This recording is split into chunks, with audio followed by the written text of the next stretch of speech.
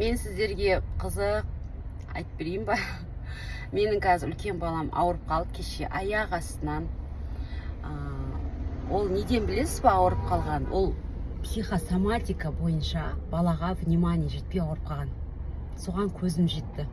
Бір апта болды почти, үйде папасы болмаған. Папасы жоқ кезде ты за старшего дейміз да, сен үлкеннің орындасың, сен үлкенсің, сен Алинұрдан үлкенсің, сен сабаққа барасың, дастан бүйт, дастан сүйт, дастан Алинұр неге шулап жатыр, сен неге қарамайсың, сен неге бұзық болдың, сен үлкенсің ғой деп мен оған ұрса бергем. Сол балаға внимание жетпей ауырып қалған ғой. Біраз бұған ауырмағаны 6 айдай, бізге ол жаңалықта, біраз 6 айдан асқан ауырмағанына. И сосын бала көп ауырады, жанұяда тыныштық болмаса. Күйеуімен әйелі, папасы мен мамасы көп ұрсса, көп бір-біріне ренжісе, айта алмаған іштерінде бір жағдайлар болып жүрсе, балаға әсер етеді.